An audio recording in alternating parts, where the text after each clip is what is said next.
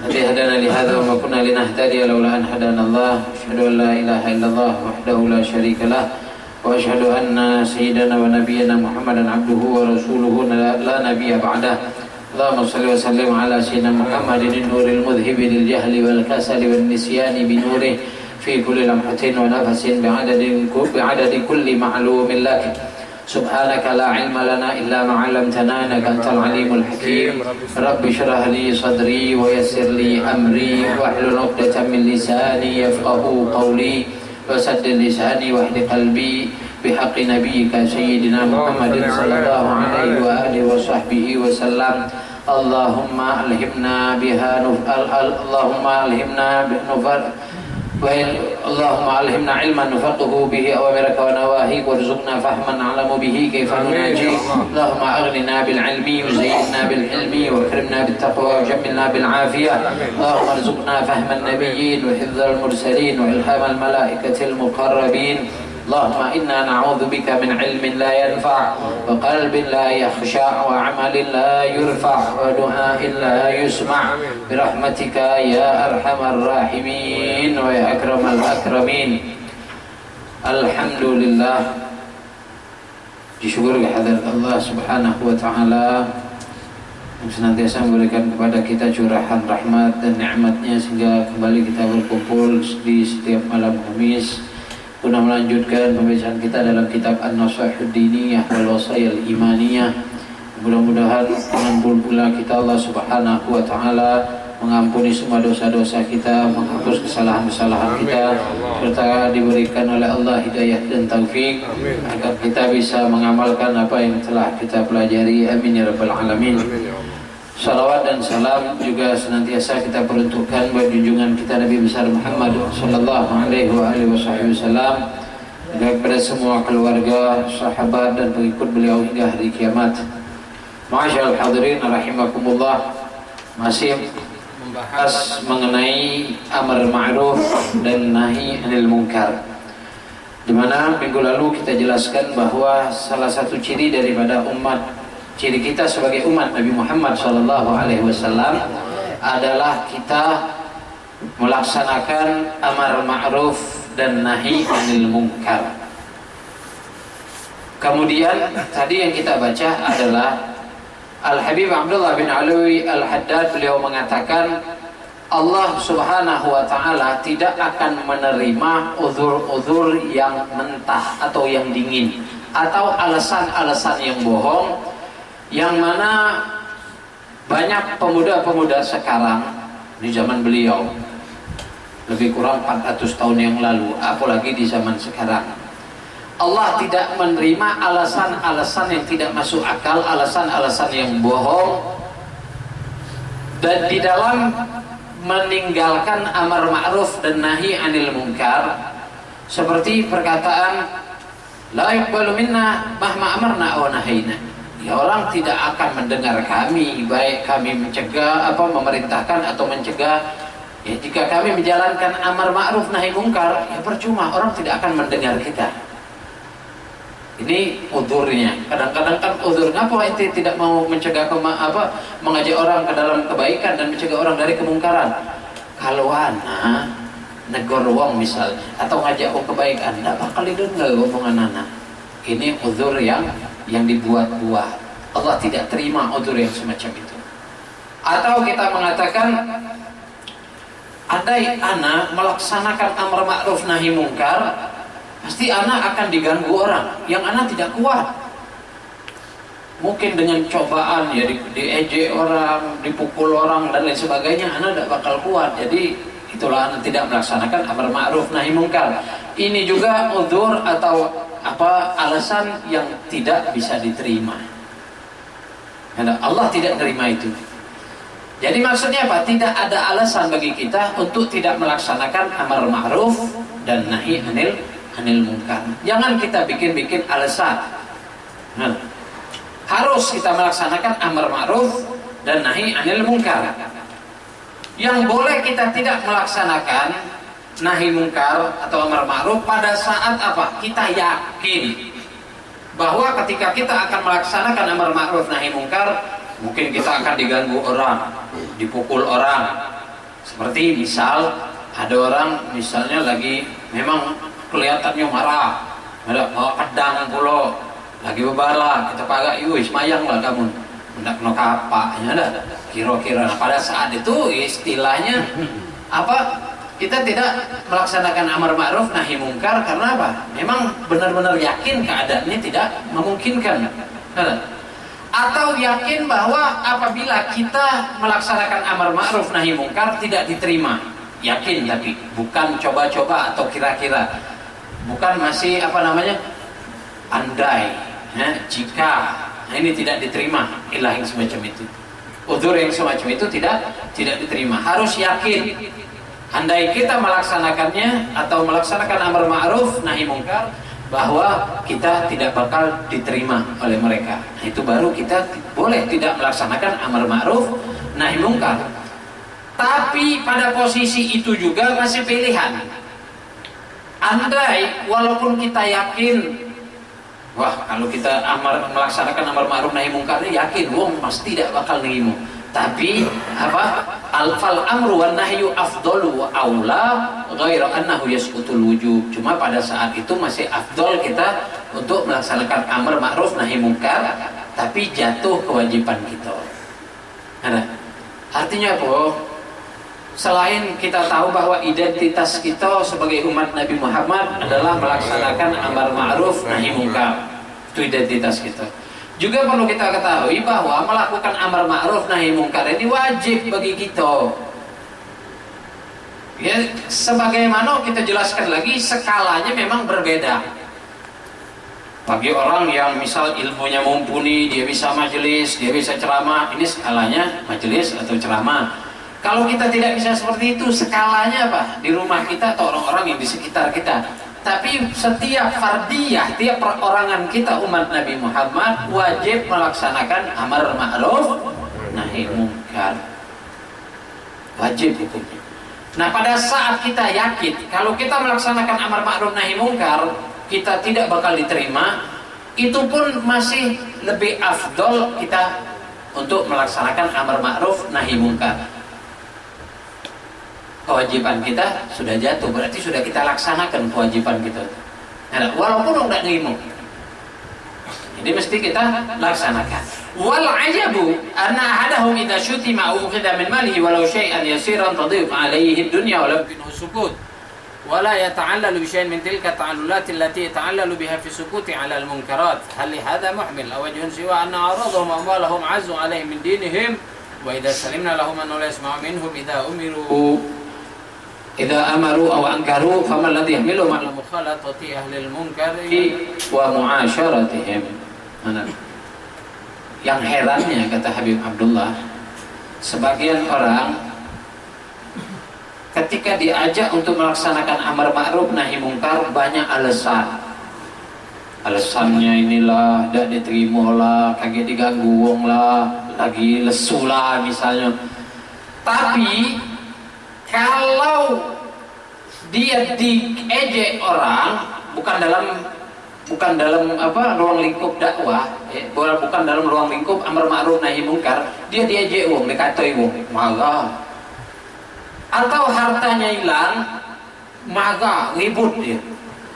Tapi pada saat di hadapannya orang sedang berbuat maksiat, ini berarti apa? Dia orang tersebut menghilangkan agamanya. Ini mesti kita mencegahnya, tapi kita tidak lakukan. Giliran wong ngatoi kita ribut, giliran orang giliran harta kita hilang atau diganggu wong kita nak ribut. Ini sungguh mengherankan hal yang seperti itu, kata Habib Abdullah bin Alawi Al-Haddad.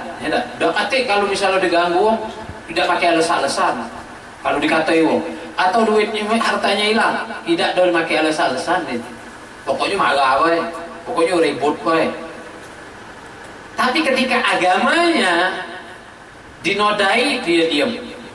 Itulah yang dikatakan dalam satu syair, ya bunayya, inna minar rijali bahimatun fi suratir rajulis sami'il mubsir fatinun bikulli musibatin fi malihi wa idza usiba bidinihi lam yashkuri.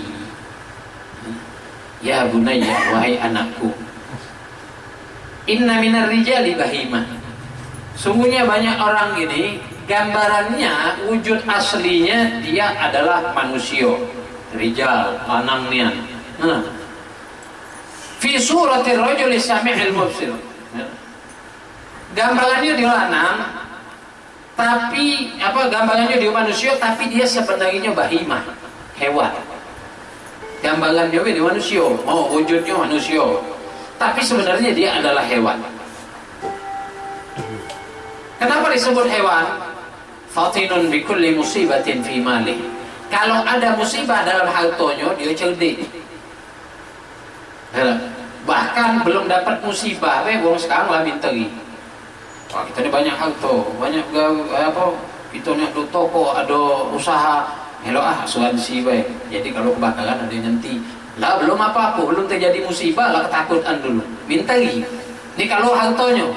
Tapi wa idza usiba bidinihi lam yashkuri. Kalau agamanya yang dapat musibah, dia tidak peduli. Dia tidak mau peduli. Jengok wong maksiat, jengok wong lalai kepada Allah, tidak mau tahu dia. Atau agamanya didodai wong, misalnya, apa dia wong Islam tuh, misalnya ada orang non Muslim atau kan macam itu, dia tidak tahu. Lam yashkuri. Tapi kalau hartanya hilang, repot. Wah, sekota anget, bukan sekampung lagi. Sekota anget tahu galau-galau. Hartanya hilang, dapat musibah. Tapi kalau agamanya yang dapat musibah, lam yashkuri, dia tidak peduli. Nah, orang yang semacam itu gambarnya wae, wujud aslinya dia manusia, tapi sebenarnya dia adalah hewan. Karena hewan kepentingannya satu, makan dulu. Makan kebutuhan biologis, makan kebutuhan biologis. Itulah dia. Wujud orang yang tidak peduli dengan agamanya, cuma peduli apa? Dengan harta. Harta ini gunanya untuk makan, untuk ini. Pokoknya harta ini lah repot ini. Nah, itu gambarannya adalah hewan. Nasallallahu alaihi wasallam. Falihada mahmila wajhun siwa na'aradhum wa walhum azu alaihim min dinihim. Apakah orang yang semacam ini? Ya, kata Habib Abdullah, harta mereka itu lebih berharga dari agama mereka.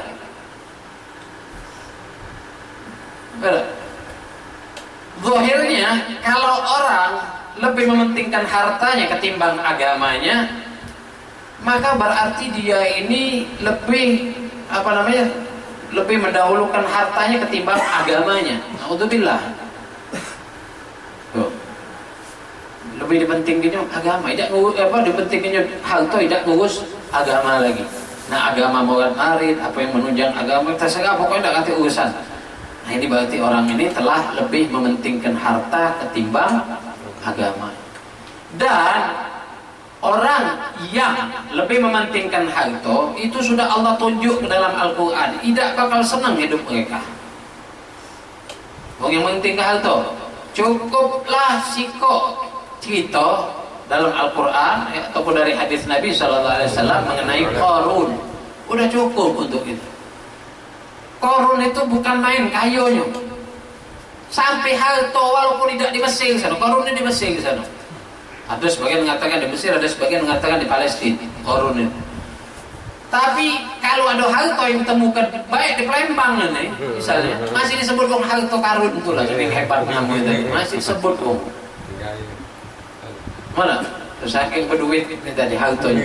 Dalam riwayat dikatakan kunci gudang hartanya itu yang ngawaknya 7 ekor onto, saking besar kuncinya. Kuncinya dari emas nih, harta gudang nih emas kalau apa cari ada kalau orang. Tapi Allah tenggelamkan hartanya, Allah habiskan. Karena apa? Dia lebih mementingkan harta ketimbang Allah. Tadinya dia ini melok Nabi Musa, melabah harta lupa dengan Nabi Musa. Contoh lainnya apa? Sa'labah. Salah satu sahabat Nabi Muhammad. Tadi juga jin semayang minta terus sama Rasulullah. Rasulullah, aku pengen punya harta. Tidak usah kata Rasulullah. Oke, dia undur-undur. Akhirnya dia maksa-maksa, ya sudah. Akhirnya Rasulullah unjuk kambing. Bukan siko, Rasulullah unjuk kambing. Banyak unjuk Rasulullah kambing. Akhirnya kambingnya banyak. Mulai jalan dia datang ke masjid. Tiap Rasulullah habis sholat tengok mana Sa'labah dari tadi. Ditanya sama sahabat, Rasulullah nanya sama sahabat, mana Sa'labah? Repot Rasulullah lagi ngurus kambing. Nah, itu. lupa nikmat Allah. Nah, lupa nikmat Allah. Makanya kalau memang kita ada harta lebih, alhamdulillah, jangan jadi kita lupa sama Allah, jangan jadikan kita lupa sama agama kita. Yang pas-pasan, alhamdulillah, yang penting cukup, makan cukup, benar. Yang kurang, alhamdulillah, ngapa? Nabi juga hidup serba kekurangan. Ada kalau contohnya, alhamdulillah. Kalau kita selalu ngejar harta, tak bakal juga kita gawat mati. Al-malu dhillun za'il. Harta itu bayangan yang bakal hilang, seperti bayangan. Kalau bayangan kan lama hilang. Tapi itulah harta. Ini datang ke ustaz, datang ke kiai, datang ke orang besar, Ustaz, doakan Ustaz biar tajir. Lah, itulah pintaannya. Coba sekali-sekali Ustaz, doakan Ustaz biar besok meninggal, tapi dalam husnul khotimah mak juga lah. Nah ini minta tajir gitulah. Karena dulu pernah awal baru balik dari Hadramut gitu di Tangerang, tempatnya almarhum Fahmi. Ada orang, Beb, mana minta doanya Beb? Doa apa? Doa biar ane tajir Beb, usahanya maju Beb. Wallah, kalau satu ini doa ane makbul, ane dulu mau tajir. Nggak duit tiba ya lah. Tapi subhanallah, pakai kita minta tajir itulah. Tengok sahabat Nabi minta wasiat sama Rasulullah, cuma singkok, salah lah. Tapi akhirnya sebagai apa pelajaran untuk kita. Orang gara-gara harta itu lupa kalau dengan Allah. Tak usah kita jauh-jauh, tengok apa yang di sekeliling kita. Sebagian kita tadinya rajin majelis, ngapa lagi buntu rajin ke majelis. Melah banyak urusan, banyak gawean, mulai ngitung nota, tanya majelis, akhir tak sempat na majelis, nota ada banyak, kayak ini. Tak ada ke majelis lagi, giliran buntu di majelis dengan sedih-sedih. Ngapa? Lagi buntu. Nah, dimain ke harta lah gitu, Nah, jadi itulah Habib Abdullah bin Abdul Haddad ngajak kita tuh berpikir. Tak kati alasan tinggalkan amar ma'ruf nahi mungkar. Giliran harta kita hilang, giliran kita dicaci wong, marah gitu. Tak ada makai alasan. Wong nak kami lah, good ini, tak dia mati aku mati. Jangan lawan dewe. Tapi kalau agamanya diganggu, agamanya dapat musibah, dia tidak peduli. Nah itu berarti orang yang lebih mementingkan harta ketimbang agamanya. Dan kesiannya, uang yang numpuk harta banyaklah duitnya, bermiliarlah duitnya. Paling-paling kalau di Palembang ini, khusus yang di Gubah, paling-paling beli kapal. Duit yang 10 miliar, 100 miliar ini misalnya, beli kapal, maya kami ahli tukang gedung, beli kapal, beli kapal. Tahlil 3 hari, taruh kelas tahlil 40 hari. Mana sisa duit? Anaknya berebut. Yang kakak tak tegur ke adik, yang adik mulai ingin kakak. Gara-gara apa? Duit apa tidak dibagi adil. Ada harta. Maka oleh karena itulah rentetannya harta ini kaget di akhirat panjang. Kalau Rasulullah nyebutkan yang duluan masuk surga tuh orang miskin dari umat Nabi Muhammad. Ngapa duluan masuk surga? Tidak ada panjang pertanyaannya. Kalau orang yang punya harta, tanyaannya panjang. Dari mana kau boleh harta? Dari boleh harta ni, bukan sehari kita boleh harta ni kan banyak. Nah pada hari itu tanggal sekian bulan sekian, kau kemana ke duit? Kau kemana ke harta kau? Ini harta haram apa halal? Panjang rentetannya. Orang miskin lah sudah tak anas, sudah duduk nyender di surga. Kita masih ditanya yang harta tadi. Makanya harta ini jangan jadi fitnah. Keluarkan, ada lebih keluarkan, sedekahkan, bantu agama kita. Apa yang nunjang agama kita? Tidak nak dipinta, ni baru betul. Cak langgar kita ada maulid, panitia dulu, ngetop dulu. Mestinya apa? Ini kan urusan agama, urusan berkaitan dengan Nabi Muhammad. Bila baru kita nyari, mana panitia tukang ngumpul-ngumpul ke duit untuk langgar? Nah, ini dia, anak 3 juta. Bisa ada, jangan ngomong-ngomong tapi. Ini dia 3 juta. Itu baru orang yang hartanya bermanfaat untuk agamanya. Ini dah datang ibu maulid gitu nah, kurang berapa? Nah, kurang 700.000. Coba kamu muter, lagi memang tidak dapat bagus ini. Wong lah kagak nih ada nih bakal. Ya dia nutupi, tidak dapat. Sudah nyantai apa ya nih? Tak tahunya. Uang berapa? Uang 500. Nah ini sudah, anak 10.000 dong agak anak. Ya, mana? Anak tuh hati duit lagi, duit anak ini. Tapi punya motor, punya mobil, jual ke motor untuk agama. Mana? Tak kati alasan kita ngomong kati duit.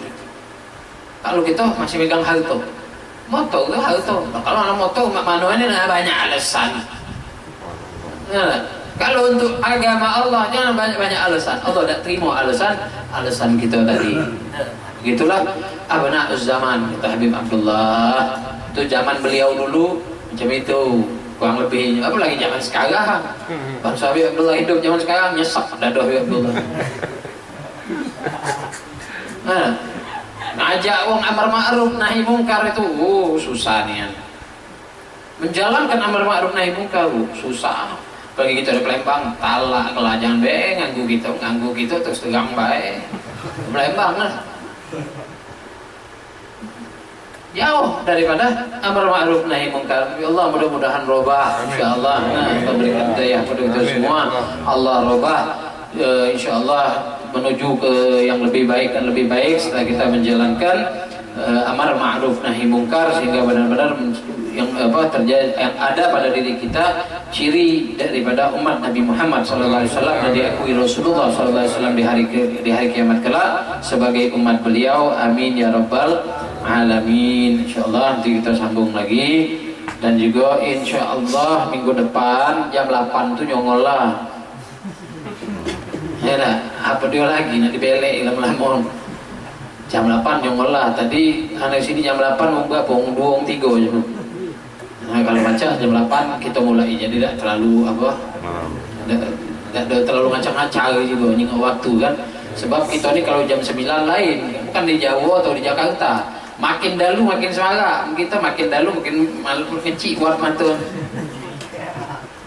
Pucuk jam 9 mulai lesu lah itu. Lama dikit setengah 10 mulai ngoceh. Balik dari majelis, Ustaz ngantuk ngomong panjang.